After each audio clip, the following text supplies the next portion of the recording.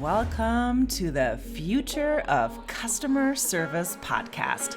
I'm Andrea Paulton from Inbenta, and I will be interviewing customer support and service professionals to see what is currently working well, what issues they're trying to overcome, and the future success of customer service. Today we have Joe Clancy from GlaxoSmithKline.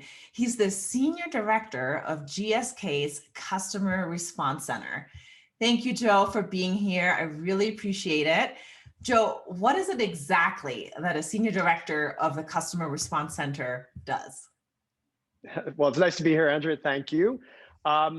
Predominantly, we sit on the front line of customer service for our US affiliated for GSK, meaning we take questions from the general public, patients, and physician and healthcare practitioners that they have with our prescription and vaccine products. Awesome. And it's important to let our listeners know that this interview is for you, Joe. I'm interviewing you. I'm not interviewing the company. And this is your opinion and personal opinion only. Correct. I'm representing myself and not my company, and all the opinions that I'll offer today are expressly my own. Awesome. And that's really why we have you here, right? You have the experience. You are a senior director now, and you have been around the block. So I want to know from you and your opinions anyways, because that's what we're really, really interested in, because you're a thought leader in your field. So let's get started. All right, let's do it. What have you done to promote great customer service in your current organization? So I've been with GSK for 20 years, the last 4 of which have been in a customer service role. And I think when I first came into a role like this, for me, it was about positioning the team and how the team was being viewed by the broader organization. And so I spent a lot of time really making sure that the team was positioned appropriately as I engaged with stakeholders across the organization. And what I mean by that is, my elevator pitch for the center was more of a visual than a short pithy statement. But I always like to tell people that the agents that work in the center stand on the front porch of GSK and greet all the patients and healthcare practitioners that have a need or a problem that my team can help resolve. And so ensuring that my colleagues and stakeholders know that many times it's a one-off interaction with that function, and that's the only interaction that they're going to have with GSK. And so how they feel about the company in general is made or broken in that one interaction they have with our agents, and really ensuring that the reputation of GSK stands between our agents and that patient. And so making sure the value that my team is creating for the company beyond just sort of executing our day-to-day role. I think the other thing that I've tried to do is elevate the voice of the patient. We don't sell chocolates, we don't sell other things. We really are in the business of living GSK's mission, which is helping people do more, feel better, live longer. And we have an opportunity to really change the lives of patients. And a lot of times people are calling in with problems, but we do hear from patients where a GSK medicine or our vaccine has truly transformed their life, and in some cases helped them live longer. And so we instituted a program where we captured that voice of the patient in testimonials and shared that with the broader organization. I view my job not just as providing a service to the patients, but also providing inspiration to the larger GSK organization. So the program we have gets consent from the patient if our agents hear a story that would be sort of inspirational and meaningful to share with the broader organization. They get that consent from the patient, and then we're able to share that audio file more broadly within the company. And we've actually just started with brand ambassadors. So some patients are so enthusiastic about what our medicines have done for them that they want to speak on behalf of the company. And so we can take an additional consent and capture those people that have called us and shared their story, and can turn that into an opportunity to have them share it with people that are like them. So that program has been, I think, fairly successful. We've gone all the way up to our CEO and played those testimonials at her meetings. We've done it at national sales meetings, down to a local district sales meeting or an internal departmental meeting. It's just about getting why we get out of bed every day as a company and employees in the company, and getting that inspiration to folks that may not be sitting on the front line of patient engagement like my agents do. And I think to that end, I also stress to my managers, all employees in the department, including agents, is to be visible. The single best public speaker I've ever come across in my tenure has been an agent within the center, and he shared one of his stories about a patient interaction at we have a senior leader forum every year within the U.S., and he kicked off that session just to provide that inspiration about a patient not having their best day, but while he has to show up having his best day every day, because he's trying to help that patient deal with whatever situation they have. And it was really inspirational. And I think if you can connect sort of your people and their passion with that inspiration and getting visible in the organization, I think that goes a long way to providing dividends and showing the value that the team has in that. And then I think the final thought I have on that is how do you demonstrate your value just beyond sort of what you do day in and day out? Where are you making the connections of where customer service intersects with your marketing teams, with your data analytics teams, with folks that are looking for forecasting, and how do we get sort of the treasure trove of information that we can collect in a contact center into the hands of people that can analyze it, make use of it, and make better decisions and hopefully better medicines based on that information that we're collecting every day. That is such great practice. A lot of times, you have really the golden nuggets. They sit in the customer contact centers and those departments with testimonials and with patients or customers that their pain points and their needs and also their wins. And a lot of times it stays there. So I love that you share it with other teams and departments, and you learn from it too, because I think that is so valuable. And again, it's lost in other organizations. So that's great that you do that. We try to. We definitely try to get sort of that out. I think it's, we do, and we spend a lot of time on market research when we're getting in the launch phase of a product to get that voice of patient. And even post authorization, when we get approval from the FDA, we're continuing to do surveillance in the marketplace to understand how the patients are using it. But you have a treasure trove of market research like data within the contact center, and it's just about finding the voice of that and having the tools and systems in place that you can actually harness that power, because you're dealing with a lot of structured as well as unstructured data, and you have to make use of that. And that's not been easy for us. I'm sure it's a challenge for most organizations trying to tap into that data. Yeah. And on a personal note, you had mentioned that you've been on this team or in this department for 4 years. What did you do before that? I like to tell people I am a failed scientist on some level. So I started out in the R&D side of it. That's my background by training, public health.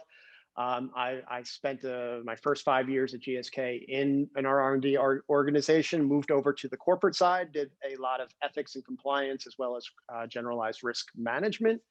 And I've always tried to not have myself typecast or defined in one method. And so when I start, you're the compliance guy, or you're the risk manager, try to change my career and MO up just so that I can keep growing and learning and sort of add value where I think I can to the organization. Oh, that's fantastic. And I think that makes you better in your role too, because you've seen different sides of the organization and what you do. So that's cool. Let me ask you the next question. Sure. Everybody struggles with resources, right? You hear this from companies all the time, especially in 2020 and now going over into 2021. We're still hearing that. We have limited bandwidth, limited people, don't know what to do with all that. Or is your organization going through the same thing? And if so, how are you managing that lack of time or resources on your team? Yeah, I would be surprised if folks said they weren't struggling with that in some capacity. And I would say that's sort of a constant almost every year. There's, hard challenges looking at budget and where we're going to place our bets.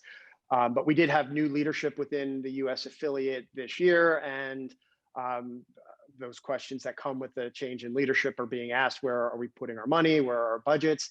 As a contact center, we do have some high, budget line items in terms of our outsourced partnerships that we do have.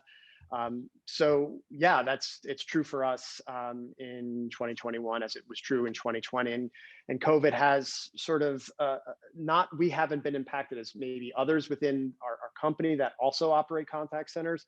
But we did see some knock-on effects from just company performance, and um, trying to look through what we do with that. I think there are a number of things that we've tried to do that I think are outside of a COVID or pandemic year that I would recommend to others in every year. And one is always understand who you're trying to sell your value to, making sure you have a good value proposition, and that you can demonstrate the value you bring to the organization. And that goes back to the positioning statement that I was mentioning previously.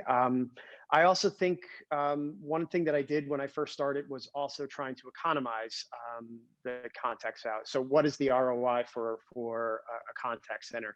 How much is the cost to field a single phone call, a single chat?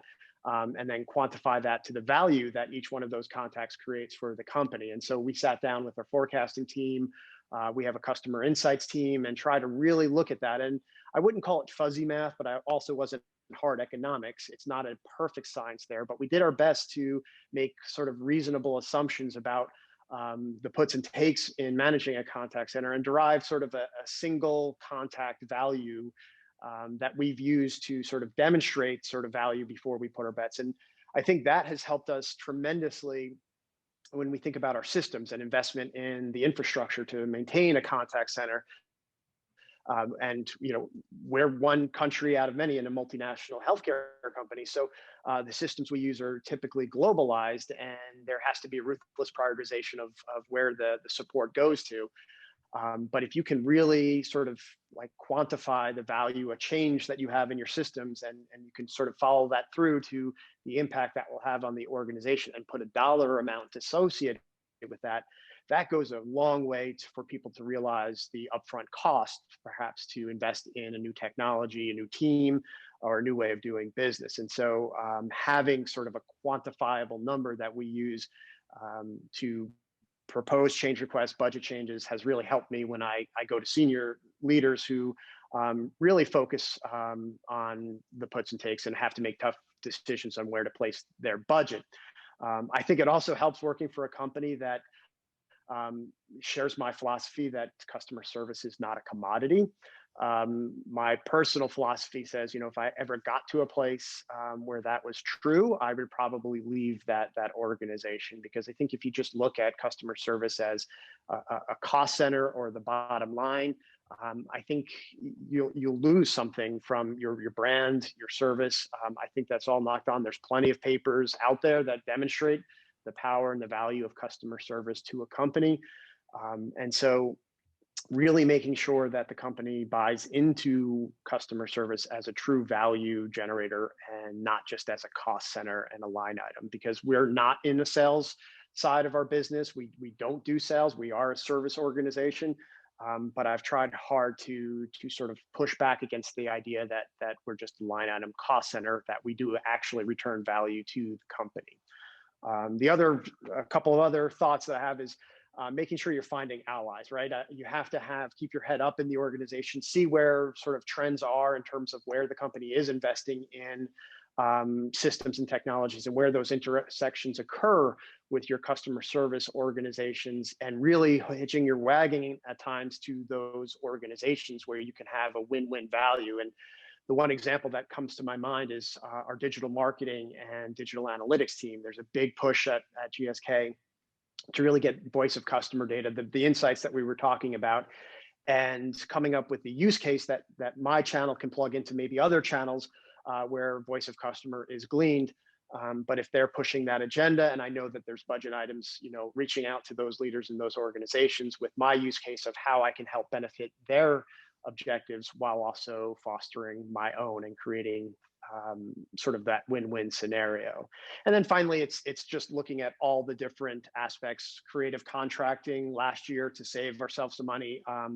We moved from a time and materials type contracting process with our third party outsourced provider to a more of a performance-based managed services model, and extended that for a few years to really achieve that cost savings that comes with having them getting better each year. And so looking at creative ways that you can structure contracts, looking at the how you want to operate your business. Is offshoring, onshoring, is outsourcing, insourcing the right model, and picking which ones that you can do. I know, like, if offshoring isn't attractive from a financial perspective, but I do know in COVID, it's created a lot of problems for companies where in those markets that don't have the infrastructure, if there's a stay-at-home event and people have to go in the office because that's reliable internet. And so those challenges I know do creep up. We fortunately did not have that. We're 100% onshored here, and we have a hybrid mix between insourced and outsourced, trying to sort of leverage and risk manage. I was a risk manager, so try to hedge our bets and make sure that we're not over leveraged in one space or another to weather storms. Although I think the pandemic was probably exceeded anybody's expectation in terms of the impact that it has. And then the final thought I would have is, you have to learn is ruthless prioritization. Is having to coach my team to say no to good ideas so that we can fully exploit the great ideas. And that's not always an easy message to tell your teams who are looking to sort of drive the business and unlock, and I might be seeing it from a different way. And while I think in normal times it might be good, but if I have to make trade-off decisions, I might have to tell them, hey, we're going to have to put that on the back burner so that we can deliver whatever the major objective is. And I think at times that can be tough conversation, but it's absolutely needed if you don't have unlimited funds. Yeah, you're dropping so many nuggets. This is great. The listeners are going to love this. So I want to Hopefully.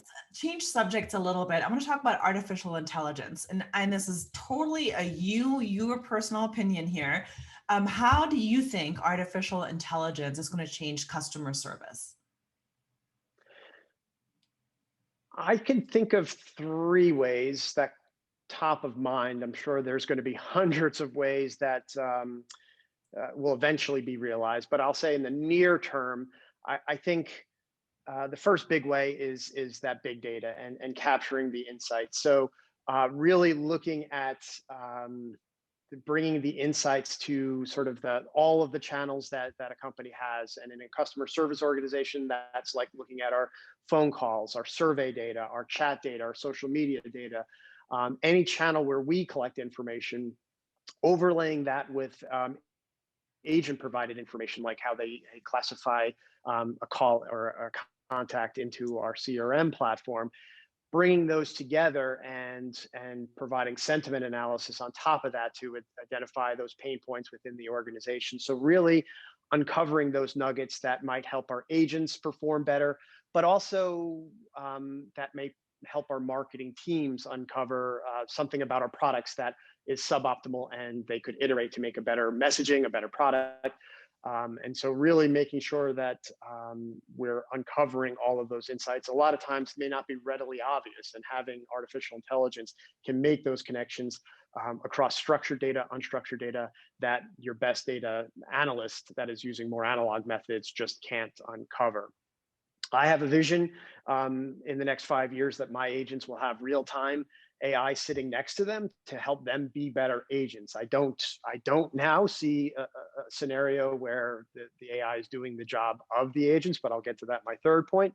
But I think having the agents be better at their roles, I think AI can absolutely unlock additional value for those agents. And really, when we're trying to orchestrate those moments that matter in a patient's journey on a GSK medicine or vaccine, if you had AI that was analyzing a phone call in real time and a sentiment and was offering suggestions to the agent of, if you took this action now, that would really help sort of the profile that they've built, the machine has built up over sort of similar conversations that we've had in the past. And so that is a really promising area for me that I think we have to move into, is unlocking the power of AI to make our agents better and really equipping them to pinpoint that moment that matters when they come into a patient's life, to really try to help them get on a GSK medicine, stay on a GSK medicine, or any of the sort of ancillary feelings that are around when you're dealing with a health problem. So I think it's from an organizational perspective. I think it's personalization at the agent one-to-one level. And then I think there is a big factor around easing the burden of your live agents. It goes back to the budgetary question. So if for us, we had a lot of repetitive sort of non-live channels in our chat, for instance, where we want to be able to remove some of the burden on our live agents and get some more of the transactional ones. If you have, a chatbot that's enabled with AI that can handle some of those transactional ones, I think that really does add value to the organization. And we turned on an AI-powered chatbot last year with the idea of deflection is a four-letter word in customer service, but it's really, for me, it's self-service for the patients. It's meeting the patient or the customer where they're at the time. We're not a 24/7 contact center on all of our teams, but patient may have a question that they want an answer when we're not open. And if you have an AI-powered chatbot that's robust, well, that's now a convenience, which is part of our mission and our vision. So if we can give that easy, exceptional, convenient experience for our customers, then I think that's a win in that. And it also has the ancillary benefit of not overburdening our live agents. So we keep it on when we're open, and that's the first go with somebody chatting with us. And if it's not successful, then we get you to a live agent as quickly as possible so that we can keep the experience hopefully seamless for the end user. Great, great. I have one last question for you. And I know you've already been giving out really, really good advice, but I now really want you to think about the number one. So just one advice, one piece of advice that you have for customer service departments for success. Don't trust anybody giving you one piece of advice for customer service improvements, because I think I'm a devil's in the detail type of person, and I think that matters based on the myriad of folks that we service every day. And you have to be adaptable and diverse and inclusive in everything that you do. And so paying attention to those details matters, and paying attention to how your employees do matters. I would say focus on the employees and making sure their needs are catered. I have a saying that if you have holes, HOLE, in yourself, you can't bring your whole WHOLE self to your job. And that is reflective in, I think it comes across to our customers and our patients. And so I spend a lot of time making sure our agents are engaged. And we have various internal surveys to validate that. And we have development programs for our agents. We make sure that they're empowered so that they have decision rights, that they can take action should they need based on a conversation. And they're happy at the end of the day. It's a tough job. It's a job that I couldn't do personally.